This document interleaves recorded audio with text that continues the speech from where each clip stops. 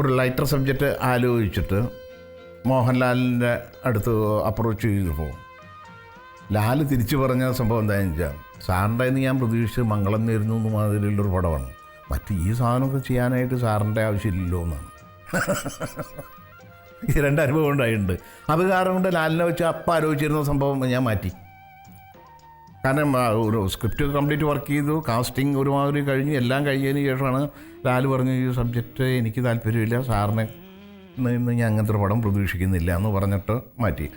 ചൂണ്ടിക്കാണിച്ച് തന്ന പടം മംഗളം നേരുന്നു എന്ന് പറഞ്ഞ മാതിരിയുള്ള പടങ്ങളുമാണ്. എനിക്ക് വളരെ സംതൃപ്തിയുള്ളൊരു പടമാണ്. പക്ഷേ ആ പടം സാമ്പത്തികമായിട്ട് അത്രയും വിജയിച്ചില്ല. എം ടി രാജേന്ദ്രൻ ശരിക്കും പറയുകയാണെങ്കിൽ ഒരു അസാമാന്യ കവിയാണ്. അദ്ദേഹത്തിൻ്റെ ആ കവിത്വം മുഴുവൻ തുളുമ്പി നിൽക്കുന്നൊരു ഗാനമാണ് ഋതുഭേദ കൽപ്പന എന്ന ഈ ചിത്രത്തിലെ മറ്റൊരു ഗാനം. ഋതുഭേദ കൽപ്പന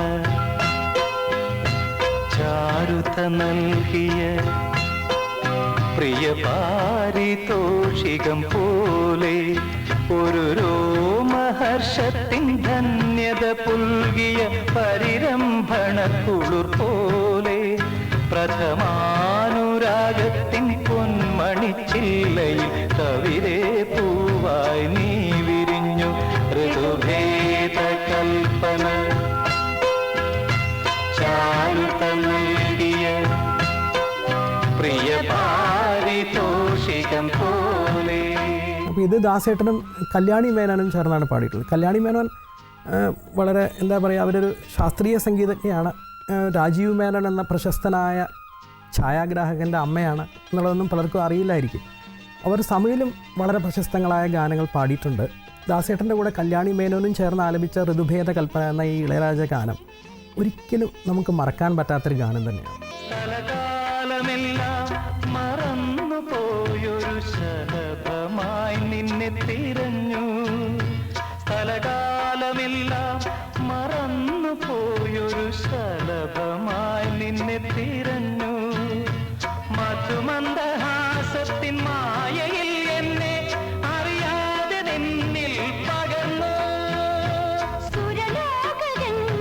സനിസഗാഗ പമപഗാഗ ഗമ പനി പനി പനി പമഗസ സഗമഗമദ മദനി പനി സനി പമഗസ നിദ. ഒരു രാജഹംസമായി മാറി ഗഗനപഥങ്ങളിൽ പാറിപ്പറന്നു, മുഴുതിങ്കൾ പക്ഷിയായി മാറി. ഋതുഭേദ കൽപ്പന ചാരുത നൽകിയ പ്രിയ പാരിതോഷികം പോലെ. മംഗളം നേരുന്നതിന് ശേഷമുള്ള പടം ഒരു കഥയോട് കഥ എന്ന് പറഞ്ഞ് ഈ ഒരു പടം ഔട്ട് ആൻഡ് ഔട്ട് വളരെ ഹ്യൂമറസ് ആയിട്ടൊരു പടമാണ്. മമ്മൂട്ടി ഇത്രയും നന്നായിട്ട് ഹ്യൂമർ റോൾ ചെയ്തൊരു പടം വേറെ ഉണ്ടോ എന്നുള്ള കാര്യം എനിക്കറിയില്ല. പക്ഷെ ഒറ്റ പാട്ടേ ഉള്ളൂ ആ പടത്തിൽ. അത് പകുതി മാത്രമേ പിക്ചറൈസ് ചെയ്തിട്ടുള്ളൂ. അതും ഇതേമാതിരി തന്നെ ഒരു 2.5 കൊല്ലം കൊണ്ട് തീർത്ത ഒരു പടമാണ്. ഡേവിഡും ഇന്നസെൻറ്റും ആയിരുന്ന പ്രൊഡ്യൂസേഴ്സ്. അരപ്പാട്ടായിട്ട് ഷൂട്ട് ചെയ്ത് നിർത്തേണ്ട ഗതികേട് ഉണ്ടാക്കിയതും പ്രൊഡക്ഷൻ്റെ ടൈറ്റ്നെസ് കാരണം കൊണ്ടാണ്. അത് തുറന്നു പറയുന്നതിനോട് ഒരു വിരോധമില്ല. ഒന്നാന്തരം പാട്ടായിരുന്നു.